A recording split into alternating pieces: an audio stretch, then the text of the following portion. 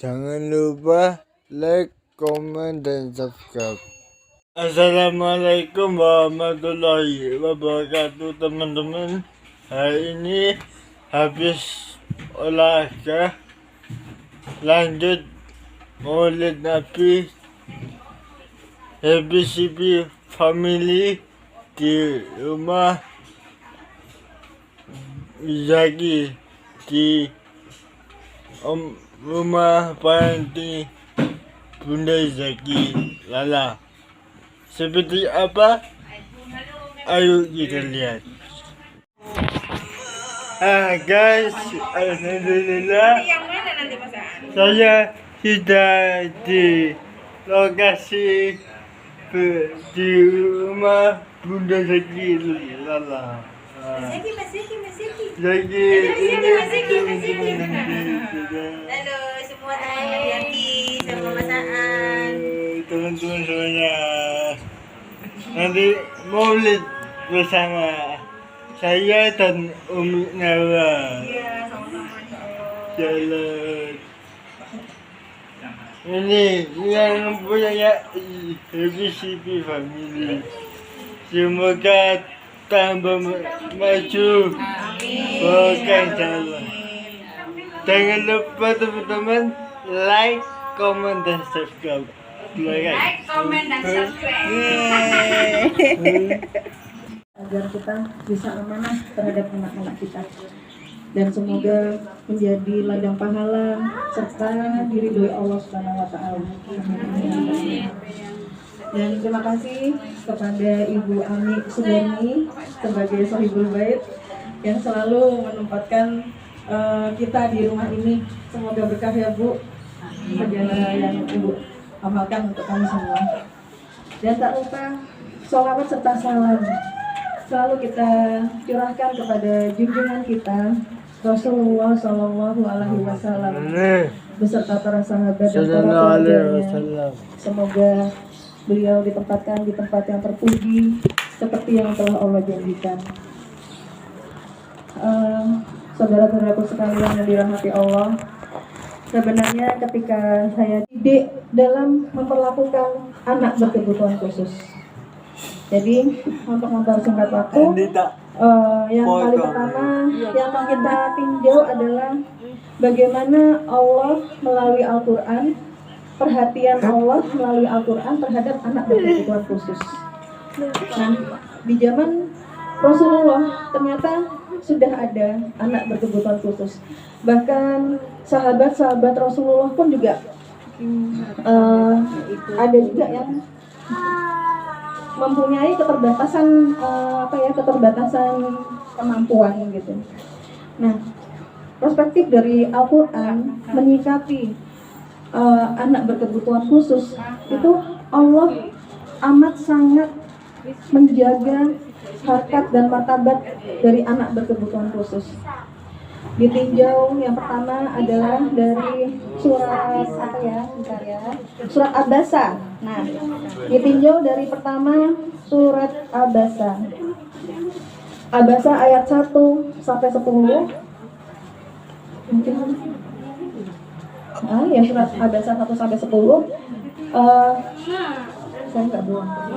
Ya, terjemah ya. Belum tahu, apa langsung dari besarnya aja? Terjemahannya dia ya, terjemahan baca.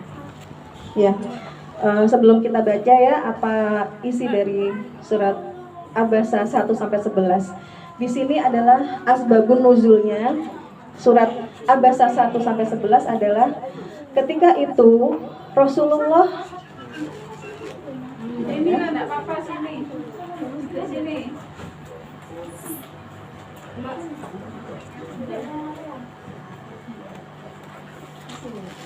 Ya.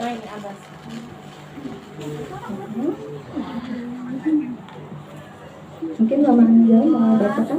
Saya bacakan terjemahannya. Iya, boleh. Bismillahirrahmanirrahim. Surah Abasa ayat 1 sampai 10.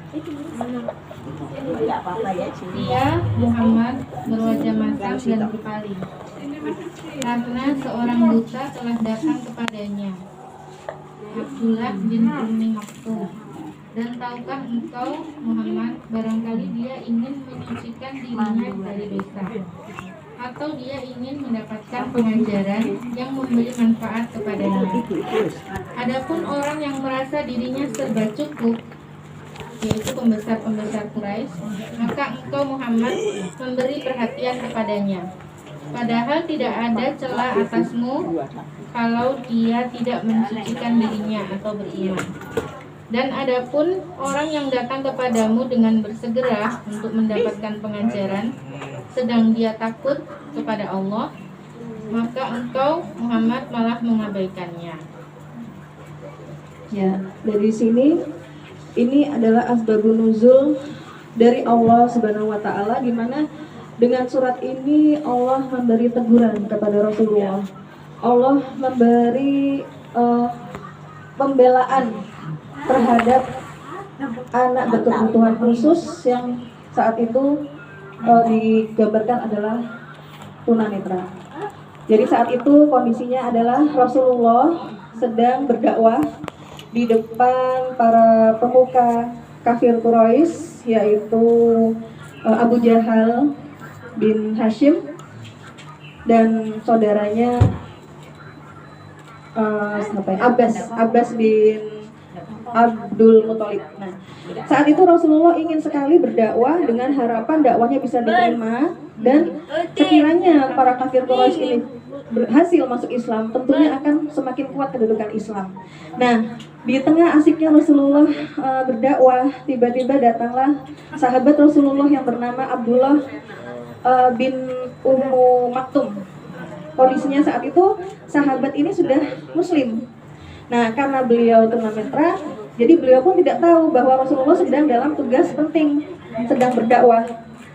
Nah, disinilah ketika beliau mendatangi Rasulullah, ya Rasulullah, ajarkan aku sesuatu, jelaskan aku tentang sesuatu.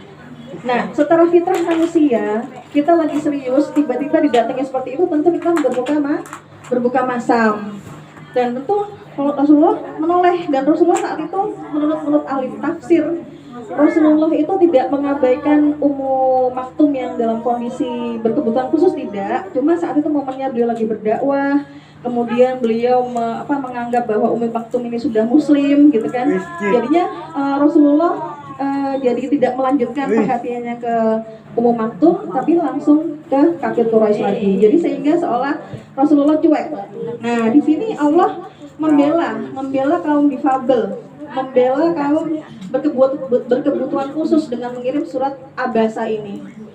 Jangan yang yang ayat 11. Janganlah begitu gitu. Ada bahasa Allah seperti itu.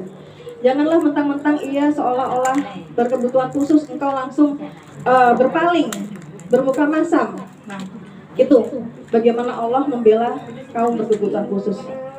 Jadi dan tidak main-main, Allah langsung menurunkan ayat agar bisa diabadikan di dalam Al-Quran, bahwa benar-benar loh Allah ini membela kaum difabel di zaman Rasulullah. Kemudian ada di surat Al-Fat, surat ke-48 ayat 17, yang artinya di sini ada pembelaan juga terhadap kaum difabel, yaitu artinya dari surat Al-Fat ayat 17, tidak ada dosa atas orang-orang yang buta, pincang, sakit, apabila mereka tidak ikut berperang. Barang siapa taat kepada Allah dan Rasul-Nya, dia akan memasukkan ke dalam surga yang mengalir di bawahnya sungai-sungai. Tetapi barang siapa berpaling, dia akan mengazabnya dengan azab yang pedih. Nah, beberapa tafsir mengatakan bahwa surat ini tuh asbabun nuzulnya adalah ketika diperintahkan perang, maka saat itu beberapa sahabat yang berkebutuhan khusus dengan kondisi keterbatasan mereka bersedih tidak bisa ikut berperang. Nah, langsung mereka tanya kepada Rasulullah, ya Allah, ya Rasulullah, bagaimana dengan kita? Kita ingin berperang, tapi kita dalam keterbatasan seperti ini, kita tidak bisa. Maka turunlah ayat itu, bahwa tidak berdosa kalian ketika tidak berperang. Jadi Allah sangat memahami dan tidak memaksakan seseorang untuk berperang selama beliau dalam kondisi keterbatasan fisik. Nah, Tetapi di sini dikatakan ketika kamu mampu gitu ya, ketika kamu mau berperang pun Islam itu membolehkan dan akan disediakan surga bagi kalian, bagi yang mampu. Tetapi di ayat terakhir Allah mengatakan bahwa bagi kalian yang tidak berangkat berperang, ini dikhususkan bagi orang-orang yang tidak berkebutuhan khusus ya. Dalam kondisi mereka tuh normally, dalam kondisi mereka tuh baik-baik saja, tapi mereka justru takut berperang, maka azab Allah sungguh pedih. Nah, di sini sangat-sangat Allah tekankan bahwa pertama, tidak ada diskriminatif bagi anak berkebutuhan khusus atau tidak, orang berkebutuhan khusus atau tidak dalam hal berperang. Kamu mau berperang silakan, surga menantimu. Kamu nggak berperang, nggak berdosa bagi anak berkebutuhan khusus. Tapi bagi orang-orang normal, ketika kamu diperintahkan perang, kamu tidak mau, maka azab pedih untukmu. Itu salah satu keberpihakan Allah kepada orang-orang berkebutuhan khusus dengan keterbatasannya. Kemudian di surat An-Nur ayat 61, di situ Allah menjelaskan pula mengangkat harkat dan martabat orang-orang berkebutuhan khusus di zaman Rasulullah. Seperti yang kita ketahui bahwa jangankan di zaman Rasulullah, di zaman sekarang pun orang-orang masih menganggap orang-orang berkebutuhan khusus itu memandang sebelah mata. Iya tidak? Iya nggak Bunda? Halo? Nah, itu ternyata juga terjadi di zaman Rasulullah. Bagaimana mereka memilah-milahkan gitu loh, memilah-milahkan yang normal dan yang berkebutuhan khusus, mengkotak-kotakkan. Sampai akhirnya Allah menurunkan lagi ayatnya, menurunkan lagi suratnya dalam surat An-Nur ini, ayat 61, yang artinya tidak ada halangan bagi orang buta, tidak pula orang pincang, tidak pula orang sakit, dan tidak pula bagi dirimu, ya, makan bersama mereka di rumahmu, di rumah bapakmu dan lain-lain, di rumah yang kamu memiliki kuncinya. Dalam arti kita diserahin tanggung jawab terhadap rumah itu, kita makan bersama dengan orang-orang difabel, itu tidak ada halangan bagimu, dan tidak halangan bagi kamu makan bersama mereka atau sendiri-sendiri. Di sini Allah mengangkat lagi derajat kaum difabel melalui Al-Quran, bahwa tidak layak kita memilah-milahkan tempat bagi kaum difabel. Itu adalah perhatian Allah terhadap orang-orang difabel di zaman Rasulullah. Sangat-sangat Allah mengangkat harkat mereka, menjaga perasaan mereka agar tidak dikesampingkan oleh masyarakat Madinah atau Mekah saat itu. Kemudian di surat yang lain adalah di surat Al-Hujurat, surat ke-49 ayat 11. Di sini adalah Allah melarang keras untuk melakukan tazkir. Apa sih tazkir itu gitu? Tazkir itu mengolok-olok. Tazkir itu memberi julukan yang nggak bagus atas fisik seseorang. Dan di sini pun Allah menurunkan suratnya. Allah mengatur untuk menjaga perasaan kaum difabel, untuk menjaga harkat dan martabat orang-orang yang memiliki keterbatasan yang Allah ciptakan. Adapun surat Al-Hujurat tersebut bunyinya ayat 11. Ayat 11. Wahai orang-orang yang beriman. Dan di sini dalam tafsir ini ya menggunakan tanda seru. Tidak seperti biasanya. Biasanya wahai orang-orang beriman itu biasa. Tapi yang kali ini Allah menggunakan kata-kata wahai orang-orang beriman disertai tanda seru. Jadi betapa Allah tuh menyeru amat sangat untuk membackup anak-anak kaum berkebutuhan khusus. Wahai orang-orang beriman, janganlah suatu kaum mengolok-olok kaum yang lain. Boleh jadi mereka yang mengolok-olok, boleh jadi mereka yang kamu olok-olok itu lebih baik dari dirimu. Dan janganlah kamu saling mencela. Janganlah kamu saling mencela satu sama lain, bahkan memberi julukan khusus untuk seseorang karena keterbatasannya. Intinya itu di surat Al-Hujurat ayat 11 ini. Jadi janganlah saling memanggil dengan gelar-gelar yang buruk, karena seburuk-buruknya panggilan bagi Allah adalah orang yang fasik. Orang yang fasik itu adalah seburuk-buruk panggilan. Sedangkan yang manusia ciptakan panggilan-panggilan khusus untuk seseorang yang punya keterbatasan itu sama sekali tidak ada apa-apanya di mata Allah. Misalnya sering kita lihat ya orang yang mungkin punya andeng-andeng besar, langsung kita dijulukan si tompel. Nah, kayak gitu-gitu tuh Allah nggak boleh, dan itu ada suratnya gitu. Jadi betapa indahnya ya Allah mengatur hubungan satu dengan yang lain, dan ternyata Allah pun juga mengatur hubungan untuk menjaga kaum berkebutuhan khusus. Sudah ada di zaman Rasulullah. Kemudian dalam surat An-Nahl ya. Dalam surat An-Nahl ayat sebentar. Dalam surat An-Nahl ayat 97. Nah, di sini Allah akhirnya menyemangati, akhirnya membuat para kaum difabel tuh berbangga hati, berbesar hati bahwa barang siapa mengerjakan amal kebajikan, baik laki-laki maupun perempuan, dalam keadaan beriman, maka pasti akan kami berikan kepadanya kehidupan yang baik, dan akan kami berikan pahala yang lebih baik dari apa yang mereka kerjakan.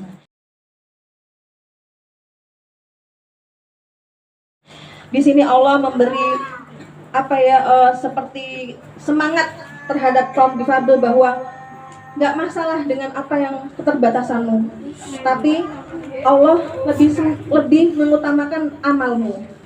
Berlanjut ke surat An-Nisa ayat 4 dalam ayat 124.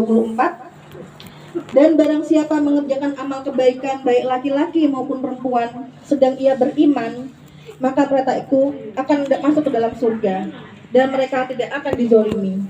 Di sini sama sekali tidak ada perbedaan antara penekanan orang itu berkebutuhan khusus atau tidak. Tapi selama kamu adalah laki-laki dan wanita yang beriman, maka jika kamu beramal, maka itu amalmu akan membawamu ke dalam surga. Jadi disinilah ayat-ayat yang bisa saya ambil bahwa betapa Allah itu mempunyai ternyata hak-hak kaum difabel ini sangat dipikirkan oleh Allah. Kaum difabel ini dijunjung tinggi oleh Allah agar tidak diremehkan oleh orang lain yang mungkin merasa dirinya lebih baik dalam penciptaan Allah. Kemudian Allah akhirnya mempunyai bahasa ya di dalam Al-Quran tentang bisu, tentang tuli, tentang buta. Tetapi bahasa-bahasa ketiga terminologi itu sama sekali tidak Allah tunjukkan kepada seseorang yang aslinya dengan kondisi seperti itu. Tapi Allah justru seperti membuat kata-kata itu sindiran kepada seseorang yang normal tapi mati, buta mata hatinya dalam menerima Islam. Nah, malah justru Allah mengatakan bahwa seseorang yang mati, tuli, buta hatinya itu, atau yang tidak peka terhadap dakwahnya Rasulullah, atau dalam hal ini adalah kaum munafik. Nah, itulah sesungguhnya orang-orang yang buta, tuli, dan bisu. Tapi Allah tidak pernah mengatakan bahwa dalam secara harfiah itu ditunjukkan bahasa itu untuk anak berkebutuhan khusus. Tidak ada. Allah mengatakan ya, dan melalui Rasulullah, bahwa ini pun juga kabar gembira dari Rasulullah untuk kepada kaum difabel, bahwa Rasulullah bersabda dalam hadis riwayat Muslim, insya Allah sahih, Rasulullah bersabda, Allah sungguh tidak melihat bentuk, rupa, dan harta kalian, tetapi Allah melihat hati dan amal kalian. Nah, jadi dalam hal ini banyak sekali yang kita bisa ambil dari Al-Quran, bahwa itulah keberpihakan Allah melalui Al-Quran terhadap anak berkebutuhan khusus. Jadi intinya Islam itu lebih mengembangkan kepada pengembangan akhlak, pengembangan iman, dan mengenal Allah untuk anak-anak berkebutuhan khusus dibanding kita memikirkan tentang kekurangan atau keterbatasannya. Dan yang kedua yang ingin saya sampaikan yaitu bagaimana perhatian Rasulullah terhadap anak berkebutuhan khusus. Nah, ternyata di zaman Rasulullah memang sudah ada konteks-konteks anak berkebutuhan khusus. Jadi fitrah manusia itu diciptakan tuh 3, kolbu, akal, dan jasad. Nah, ketika salah satunya Allah menciptakan dalam ketidaksempurnaan, misalnya yang terkena adalah motorik atau jasadnya, tapi insya Allah masih menciptakan bahwa kolbu dan akalnya masih baik. Pasti insya Allah. Jadi ketika Allah menyerangnya mentalnya mungkin yang terserang atau yang lagi sakit, tapi insya Allah dia masih memiliki motorik jasad dan masih memiliki kolbu, ya, masih memiliki kolbu. Itu adalah memang fitrah penciptaan Allah. Jadi tidak akan semuanya itu diserang, tidak akan semuanya itu dalam kondisi sakit, tidak akan. Dan yang ketiga dari kondisi manusia adalah Allah menciptakan kebaikan jasad, Allah menciptakan kebaikan akal, tetapi kolbunya tanda kutip, yaitu kita. Justru kita yang tampak baik ini secara motorik dan akal, hati-hati dengan kolbu kita, gitu. Nah, jadi itu sebenarnya kalau kita melihat dari kacamata Islam, seperti itu penciptaan manusia. Oh, ada yang motoriknya seperti ini, tapi insya Allah akalnya sama kolbunya baik. Oh, mentalnya terserang, insya Allah kolbunya baik, motoriknya baik. Tapi ada yang seperti kita, motorik baik, akal baik, hati-hati dengan kolbu kita. Dan dari ketiga macam tadi adalah yang paling dilihat Allah adalah hatinya. Dan dalam hal ini siapa yang diuntungkan oleh Allah kalau bukan orang-orang berkebutuhan khusus? Karena hati mereka tuh suci, karena hati mereka tuh tidak terkontaminasi dengan dunia. Mereka tidak membawa dosa syirik, mereka tidak membawa dosa apa itu iri, dengki, dendam. Jadi sebenarnya kalau kita memandang perspektif Islam, kita memandang cara Allah menciptakan hambanya dari sisi anak berkebutuhan khusus, bersyukurlah anak-anak berkebutuhan khusus ini. Kalau saya bilang, mungkin di dunia dia tidak mengalami apa yang kita alami ya sebagai orang yang tidak bermasalah dengan keterbatasan. Tapi ketika di dunia pun anak berkebutuhan khusus itu tidak perlu susah payah karena disediakan Allah orang tua untuk mengurusnya. Jadi seolah-olah tuh kita tuh dayang-dayangnya mereka, dayang-dayang ahli surga di dunia. Nah, ketika nanti di akhirat, karena mereka kolbunya itu kolbu salim, mereka masuk ke surga tanpa hisab. Mereka hanya ditanya, kamu kenal sama aku? Kamu kenal sama Robmu? Iya, kenal. Maka masuklah ke surga tanpa hisab. Nah, betapa bahagianya. Mungkin di dunia kita masih melihat secara kacamata manusia, tapi kita kalau di dunia sudah melihat kacamata Allah, insya Allah dunia akhirat kita bisa mensyukuri adanya anak-anak berkebutuhan khusus ini, bahwa mereka lah yang paling suci di antara mereka, justru di antara kita. Karena kembali lagi bahwa Allah melihat hati, sedangkan kita hati-hati dengan hati kita. Kita masih belum tahu gimana hisab kita segala macam, masih lama, masih jauh. Nah, bagaimana Rasulullah perhatiannya terhadap anak berkebutuhan khusus? Rasulullah memberi kabar gembira. Rasulullah yang seperti kita tahu memang seorang manusia yang sempurna ya. Beliau itu dikatakan Al-Quran berjalan, karena nilai-nilai Al-Quran, ajaran-ajaran Al-Quran itu adalah ada di dalam Rasulullah. Rasulullah tahu isinya, Rasulullah hafal Al-Quran, dan Rasulullah menerapkan Al-Quran sesuai dengan yang disampaikan Jibril kepada Rasulullah. Nah, Rasulullah menghibur, mengangkat harkat dan martabat kaum difabel. Seperti yang tadi saya sudah bilang bahwa dalam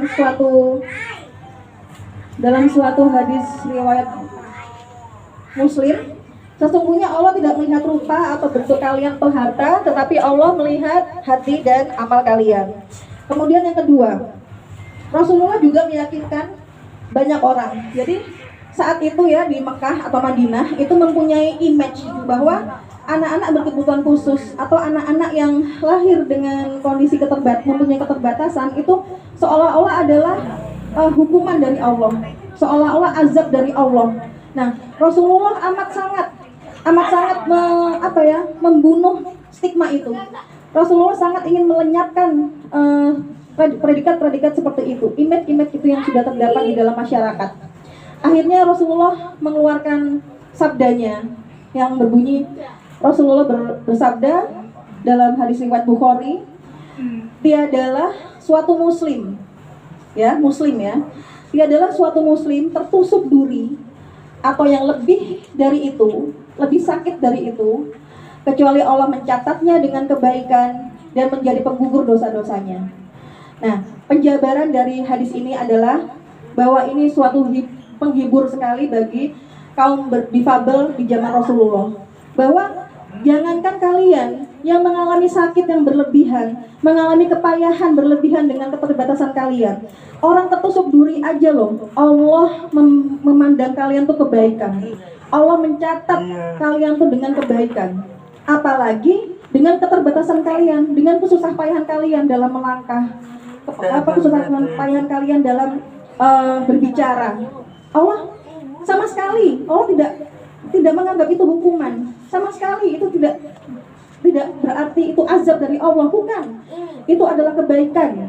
Allah catat dengan kebaikan. Bahkan itu bisa menjadi penggugur dosa kalian. Jadi betapa seperti oase di padang pasir ya, ketika Rasulullah hadir, ketika Islam hadir untuk membela kaum difabel, kaum berkebutuhan khusus saat itu. Dengan Rasulullah dan hadisnya, dengan Allah dan Al-Qur'annya. Sungguh Islam sangat indah menerapkan segala aspek kehidupan bagi alam semesta ini, termasuk dalam hal ini adalah anak berkebutuhan khusus. Kemudian Rasulullah dalam keberpihakannya dengan anak berkebutuhan khusus, ada 3 sahabat Rasulullah yang berkebutuhan khusus saat itu. Yang pertama adalah Abdullah bin Ummu Maktum. Beliau adalah seorang tunanetra yang tadi riwayatnya diabadikan ya dalam surat Abasa, diabadikan dalam surat Abasa oleh Allah. Dan ketika Allah menegur Rasulullah langsung menerima teguran itu. Meskipun Rasulullah tidak beranggapan cuek terhadap Ummu Maktum karena beliau tunanetra, tidak, tapi karena lagi berdakwah. Tapi akhirnya Rasulullah menerima teguran itu. Kemudian Rasulullah langsung menghampiri Abdullah bin Ummu Maktum. Langsung dengan lemah lembut Rasulullah bertanya, apa yang ingin kau tanyakan, apa yang perlu aku jelaskan, seperti itu. Sampai akhirnya ada suatu riwayat bahwa Rasulullah mengangkat Abdullah bin Ummu Maktum ini menjadi muazzinnya Rasulullah selain Bilal bin Rabah. Nah, artinya Rasulullah menunjukkan kepada dunia saat itu Mekah dan Madinah dan para sahabat dan semua masyarakat di sekitarnya bahwa aku memberi kepercayaan tertinggi kepada kaum difabel, yaitu Abdullah, dengan memberi tugas sebagai muazzin selain Bilal. Bahkan di riwayat yang lain tidak main-main, Rasulullah memberikan tanggung jawab kepada Abdullah ketika Rasulullah beberapa pekan di luar kota, bahwa yang menjaga Madinah ini adalah diketuai oleh Abdullah bin Ummu Maktum dengan didampingi oleh para sahabat yang lain. Mungkin secara pemikiran kita, kok bisa ya dikasih tugas ke Abdullah bin Maktum yang nyuwun sewu tunanetra, kenapa nggak yang lain, kenapa nggak gini, kenapa nggak gitu secara kita. Tapi itu ada dalam riwayat, hanya Allah dan Rasulullah yang tahu. Untuk kita mengambil ibrah bahwa ini loh keberpihakan Allah dan Rasulullah terhadap kaum disabilitas.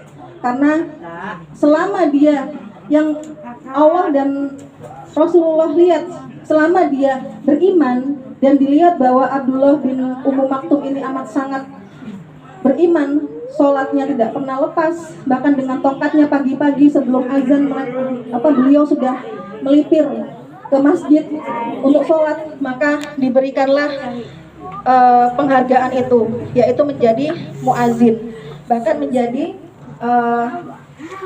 pemimpin sementara ketika Rasulullah keluar kota. Kemudian di riwayat yang lain,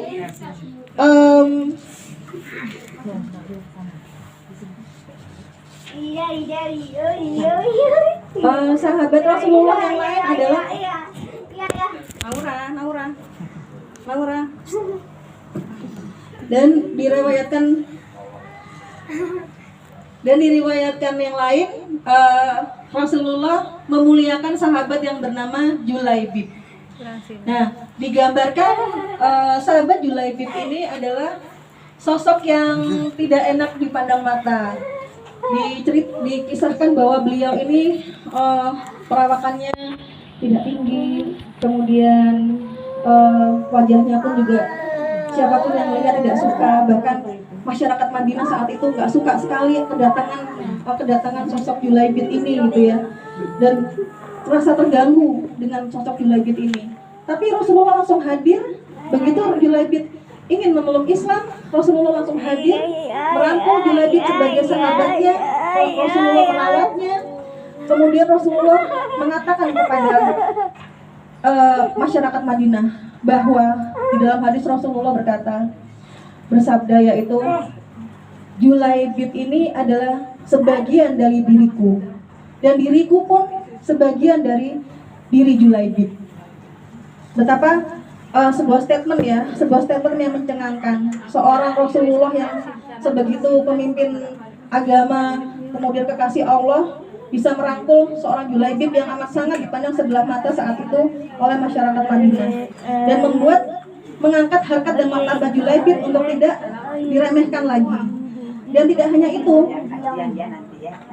hanya itu, Rasulullah keberpihakannya kepada Julaibib yang mengerti bahwa Julaibib mengalami suatu penampakan yang tidak elok ya. Rasulullah sampai mikirin jodohnya Julaibib gitu. Langsung kata Julaibib, memang aku laku ya Allah, apa ya Rasulullah gitu. Julaibib, mau kamu aku jodohkan gitu. Kata Julaibib merendah, memang aku laku ya Rasulullah. Rasulullah bilang, kamu laku di mata Allah gitu, karena keimananmu. Nah, akhirnya Rasulullah mengatakan ingin menjodohkan Julaibib dengan seorang yang cantik, cerdas, hafizah, dan dari keluarga terpandang saat itu di Madinah. Akhirnya Rasulullah mendatangi keluarga itu, dan keluarga itu tuh senang menyambut Rasulullah dan para sahabat. Rasulullah mengatakan, kedatangan kami ke sini adalah ingin melamar anakmu. Dan kedua orang tua tersebut pasti senang ya. Wah, dilamar sama Rasulullah nih, bahagia sekali. Rasulullah bilang, tapi bukan buat aku, tapi buat Julaibib. Jelek langsung orang tua itu. Langsung kedua orang tua itu rada sedih. Tapi alhamdulillah atas keimanan kedua orang tersebut bahwa ini adalah yang bicara adalah Rasulullah. Jadi hukum tentang pernikahan perjodohan dijalankan oleh kedua orang tua tersebut. Apa yang dijalankan?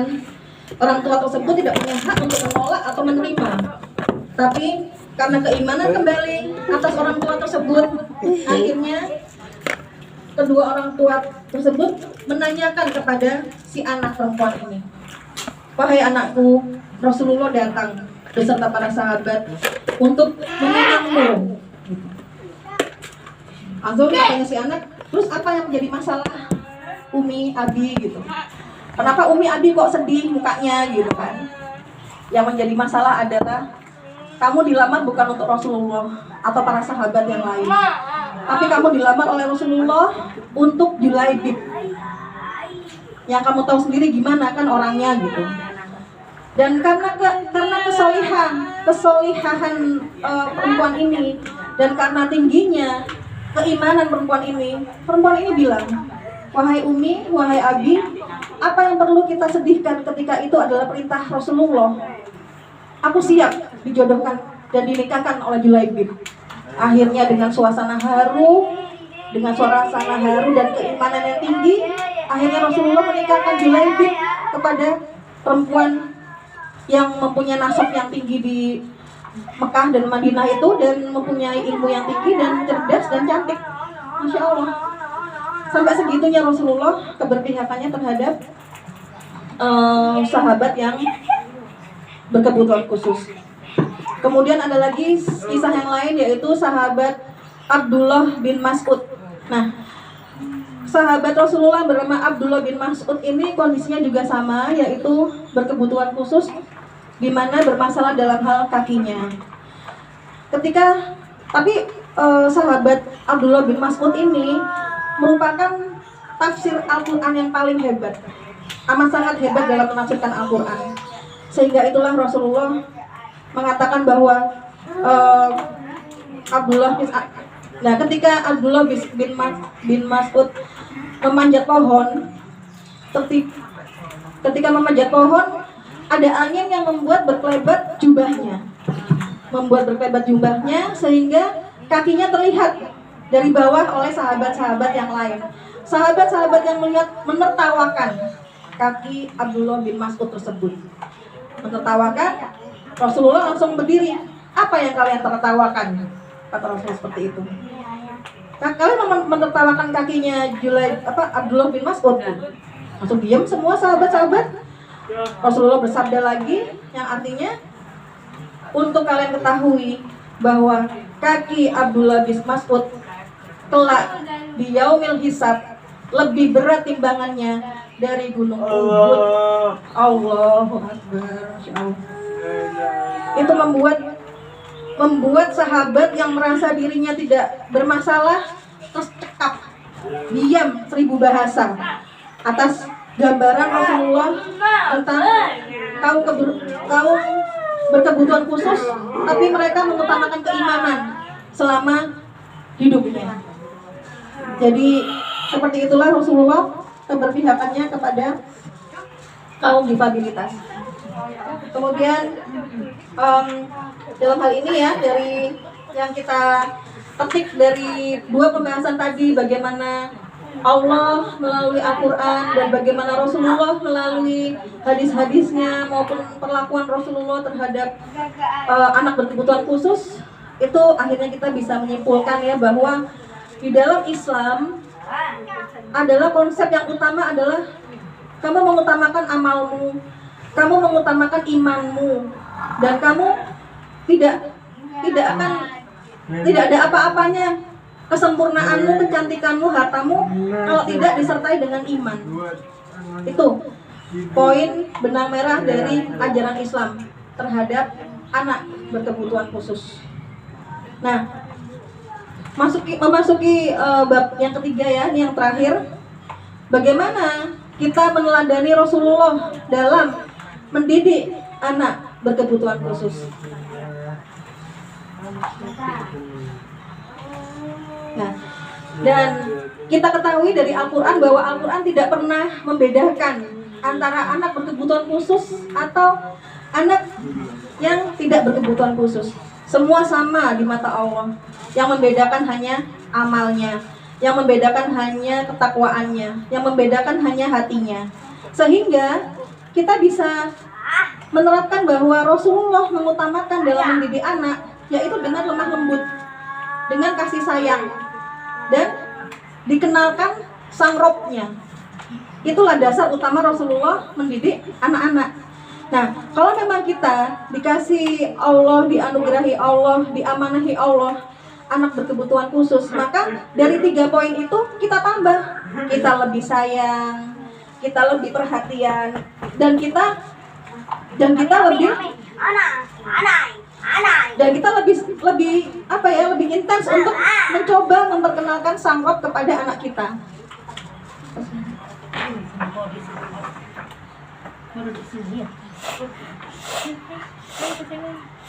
Habis.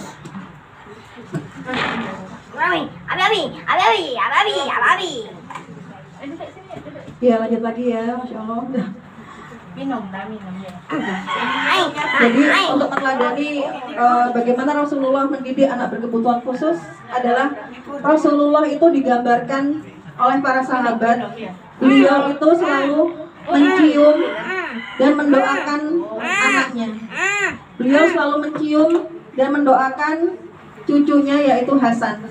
Jadi ketika Rasulullah habis berperang, beliau masuk ke kemah, ke tendanya Fatimah menanyakan, mana Hasan, mana Hasan. Kemudian ketika Hasan sudah dimatikan oleh Fatimah, maka Rasulullah langsung memeluk, mencium, dan mendoakan. Nah, kita meniru yang itu. Meskipun anak kita seperti apa tingkahnya, kita coba kita berikan pelukan yang hangat seorang ibu. Kita berikan ciuman kepada anak kita sebagai peluluh hatinya bahwa anak-anak seperti itu hatinya peka. Ketika kita sayang, maka subjeknya pun sayang. Dan ketika kita peluk, kita sertai dengan doa. Bisikan di hatinya, bisikan di kupingnya tentang hal-hal baik, tentang harapan-harapan kita. Semangati bahwa Allah mencintaimu. Semangati bahwa Rasulullah itu kelak menantimu di Putra Kaisar. Dan semua kebaikan tentang Rob kita ceritakan pada anak-anak kita. Meskipun secara kasat mata kita merasa ngerti tapi jangan salah, mereka ngerti. Karena apa? Karena ketika di alam ruh, baik anak berkebutuhan khusus maupun anak yang tidak berkebutuhan khusus mempunyai riwayat yang sama di alam ruh. Sebelum dimasukkan ke dalam rahim kita, anak-anak itu dibaiat oleh Allah.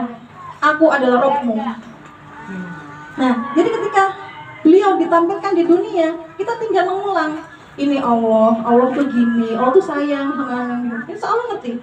Karena dia meskipun punya keterbatasan fisik, mungkin mental juga, tapi hati mereka tidak kenapa-kenapa. Hati mereka, fitrah mereka ada di hatinya. Dan Allah menjadikan hati itu sebagai komunikasi dengan hambanya. Jadi kita tetap yakin aja untuk menceritakan hal-hal baik ke anak-anak kita. Kita tetap lemah lembut yang lebih dari yang seharusnya yang Rasulullah contohkan dalam mendidik anak. Dan yang kedua adalah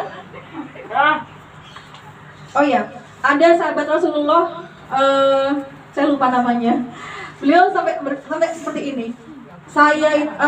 Ada sahabat Rasulullah sampai berucap, saya itu punya 10 anak, tapi saya nggak pernah meluk, nggak pernah nyium, gitu.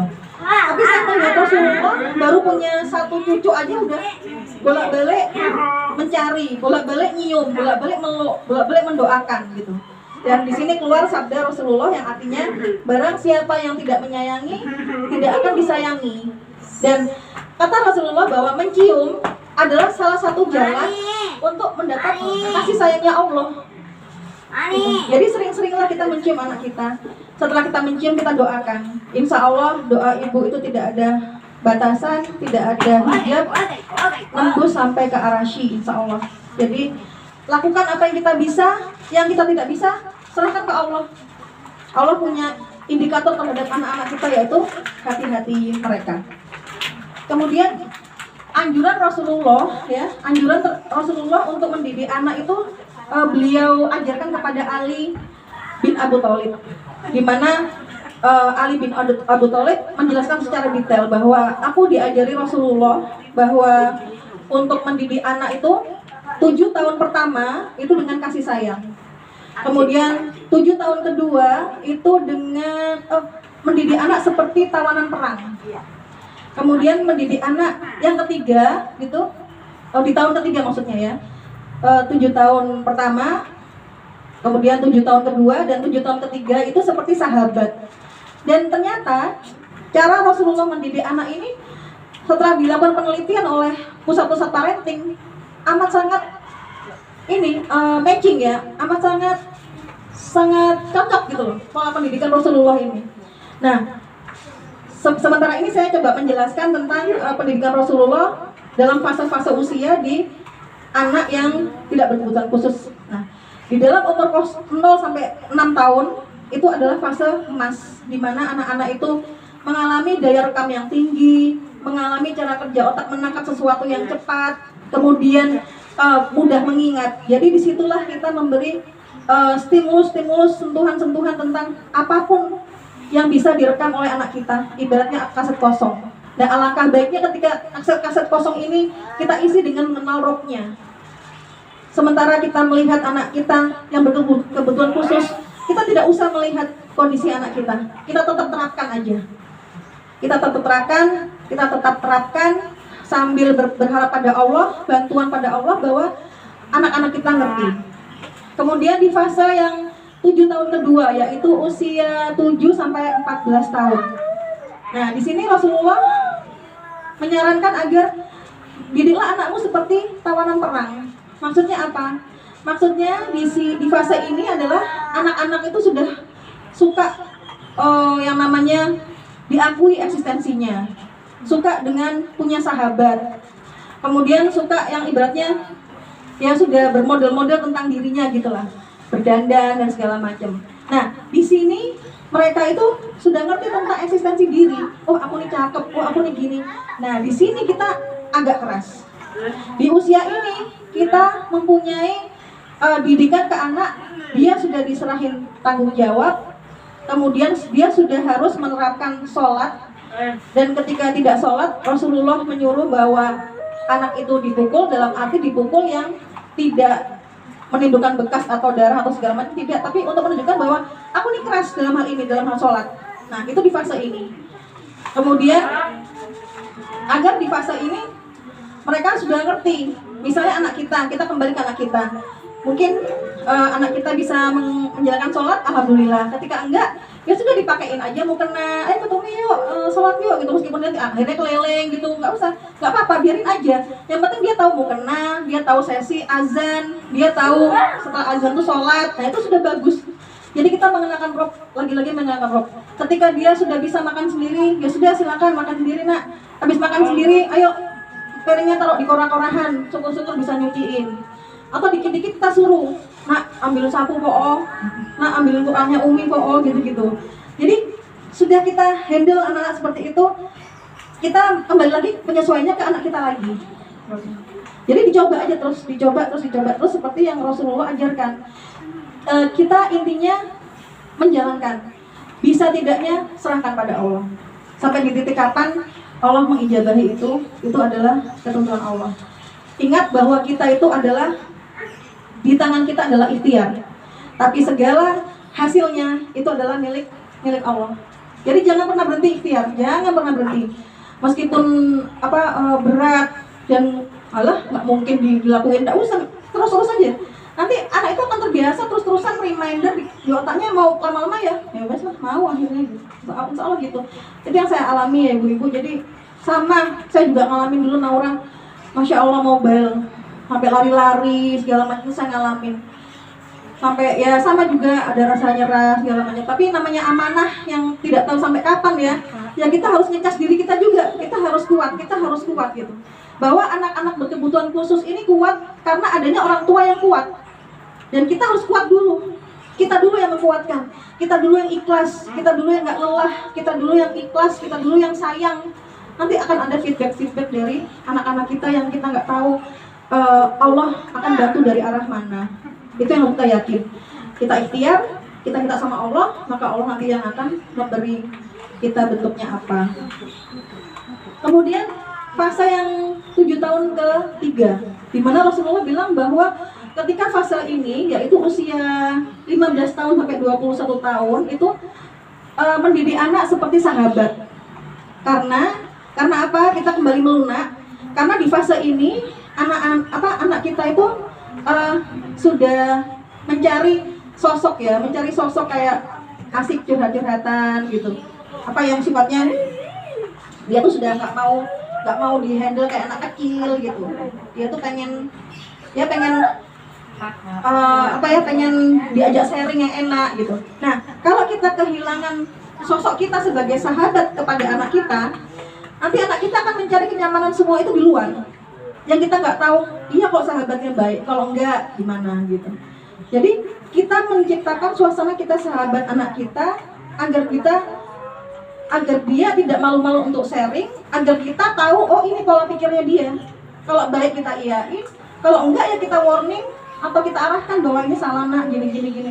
Kedua, agar seandainya punya anak perempuan, sosok bapak di fase ini sangat penting. Jangan sampai dia ketemu bapak yang saklek sehingga dia nanti mencari sosok laki-laki di luar yang nyaman, akhirnya pacaran. Jangan sampai seperti itu. Jadi karena dia menemukan sosok bapak yang asik di rumah. Dia nggak peduli dengan orang laki di luar sana. Aku sudah punya ayah yang asik kok, gitu. Aku sudah punya ayah yang sosok nganter-nganterin kemana, curhat apa aja enak. Itu untuk figur seorang anak perempuan yang mesti kita jaga. Jadi di sini kita kembali lagi kepada konteks anak kita ketika usia itu.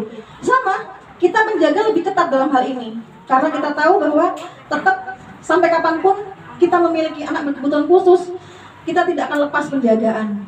Karena memang itulah yang dinamakan berkebutuhan khusus. Jadi jangan pernah lelah untuk memposisikan diri seperti yang Rasulullah ajarkan. Tetap kita melihat pada porsi anak kita. Yang bisa sesuai kita sesuaikan, yang enggak ya kita mencari celah. Jangan lupa bahwa paling tidak semua sama, yaitu hati. Mereka mempunyai hati yang di situ tempatnya Allah untuk berinteraksi dengan anak kita. Seperti itu. Dan pada akhirnya Allah menyampaikan ya bahwa anak-anak berkebutuhan khusus itu jangan sampai membuat kita itu lemah atau putus asa atau merasa kok Allah ngasih aku seperti ini. Ini buat orang tuanya ya, menguatkan orang tuanya, jangan. Karena anak-anak ini adalah masuk surga tanpa hisab, maka mereka inilah nanti yang kelak akan menarik kita ke surganya Allah, insya Allah. Jadi